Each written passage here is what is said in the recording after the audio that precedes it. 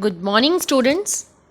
Let's start our fourth chapter in social science, and the topic of our chapter is major landforms.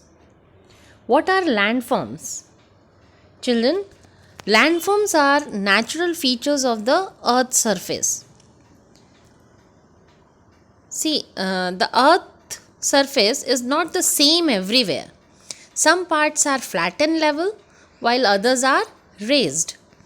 So, in this chapter, we will learn about the major landforms of the earth like mountains, plateaus, plains, deserts, and rivers. And in this very first part of the chapter, we will take two topics, mountains and plateaus. So, let's start. See, these are the pictures of mountains. Mountains are the highest landforms and they cover about 20% of the total land area of the earth. That is 1/5 of the earth's surface. Now, the features of the mountain. A mountain is a landform which rises more than 900 meters above the sea level. They have very steep slopes. The highest point of a mountain is called a peak or a summit, and mostly these peaks are conical in shape. You know which is the highest peak in the world? Yes, Mount Everest. The height and shape of mountains depend on their age. Like the Himalayas and the Alps are young mountains, so they are high and have conical peaks. And Aravalis and the Appalachians are very old mountains, so they are low in height and have rounded peaks. Several mountains may join together to form a chain or a range. Mountains have a series of parallel ranges which may extend from hundreds of kilometers. And the examples of such ranges are the Andes in South America and the Rockies in North America. Now, the importance of the mountains. You know, children, mountains have a thin soil cover and steep slopes. It is very difficult to grow crops here. The mountainous regions are thinly populated, and this is due to an unsuitable climate, shortage of flat land, and difficulty in transportation. But despite this, mountains are very useful to us. Mountains act as a barrier against cold and hot winds. Rivers originating from mountains provide water for irrigation. The slopes of mountains have rich pasture lands and valuable forest. And some mountains are rich in minerals.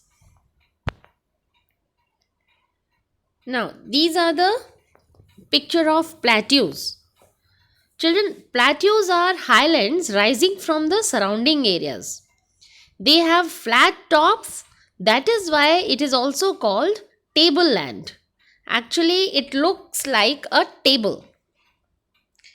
Many rivers and streams flow through plateaus, and some plateaus are very large and extend over hundreds of kilometers, like Deccan Plateau in India. And Tibetan Plateau is the largest and the highest plateau in the world.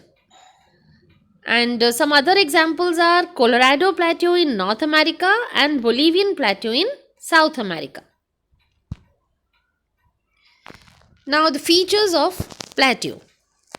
Most plateaus are situated in dry region and on the leeward side of the mountains. And what is leeward side? Leeward side is a side of a mountain that is sheltered from winds. It gets very little rainfall. Means जो mountain के दूसरी side होती है वो leeward side कहलाती है, क्योंकि वहाँ पर बारिश बहुत कम होती है, क्योंकि जो एयर है, हवा है, वो सीधा निकल जाती है बिना बरसाए। माउंटेन के एक साइड पर ही बारिश होती है हवा के माउंटेन से टकराने के कारण, और फिर वो ऊपर उठकर सीधी निकल जाती है, दूसरे साइड बारिश नहीं करती, इसीलिए उसको लीवार्ड साइड कहा गया है। Okay, now due to high altitudes the climate is cold and the growing season is short, and many plateaus have deep canyons on their surface. Canyons actually is a long, narrow, steep valley made of rock. And the example of canyon is a Grand Canyon in the Colorado Plateau. Now, what is the importance of plateaus? See, children, plateaus have grasslands on which cattle and sheep are reared. Some plateaus are rich in mineral deposits. So that's all in these two topics. Rest of the things we will learn in next part. So, thank you.